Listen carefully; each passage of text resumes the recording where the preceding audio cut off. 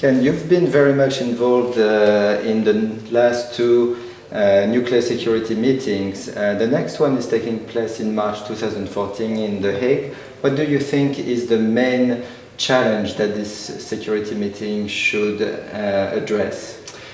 I think that the main issue that the Security Summit in The Hague needs to address is this question of the nuclear security system and governance. So, for example, in Washington Summit in 2010, the focus was almost exclusively on fissile material, which is weapon usable material. And then in The Hague, it's almost like an end note to the summits, because the one in Seoul in the middle was a expansion beyond Washington. So it addressed issues like the interface between nuclear safety and nuclear security. It also addressed the question of radiological sources, which can be used in a dirty bomb.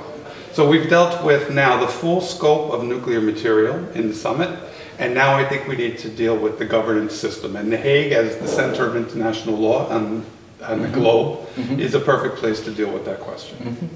The scope of the issues that are addressed is global in this summit, but we're interested also in addressing issues in the Middle East. Are there specific issues that occur in this part of the world?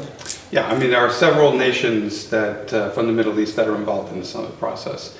But also, nuclear power in the Middle East is going to grow. In addition to Asia, the Middle East is probably the second largest growth area. And it has several unique challenges, including the question of political stability, including the depth of the technical capacity that exists within these countries to maintain facilities and operate them. And so the question is whether or not we need to modernize the rules for nuclear safety security in that region, because you worry a little bit about this culture that exists from a safety and security standpoint, and then also you have to think, if you're going to have 14 or more reactors in that region over the next 20 years, do you have the capacity to really operate them safely? Can the material be secured? Can you increase the ability to deal with nuclear questions in that region that can surpass even the way we've dealt with them over the last 40 or 50 years. So I think it's both a challenge and an opportunity, with a real emphasis on the opportunity. Would you say that it's a chance that actually the nuclear industry in the Middle East has yet to grow, so it can actually take advantage of this ongoing discussion now, as opposed to if the nuclear industry had already existed? Yeah, it's a tabula rasa in the Middle East at the moment, because there's virtually no nuclear infrastructure in that region at present.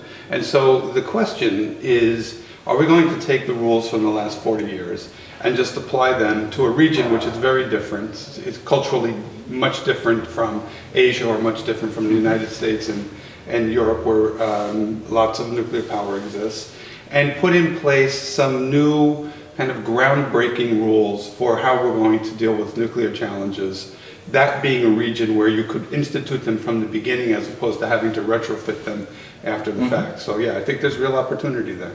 Great. And could you say a word about the interaction you had with the trainees of the executive training seminar? Yeah, it was excellent, and there were a number of very good questions. For example, people want to know, how is the system going to evolve? How will you deal in a governance sense between ambition and reality? I think those were very challenging questions, but we're in a global environment now, and there are many transnational problems, and dealing with them from a governance standpoint is essential and is really in its infancy, I think, in a lot of ways. And we have institutional problems, and we have political problems and technical problems. And so I think that the interaction dealt with all of those questions in a very effective way. Thank you very much, Ken. Thank you.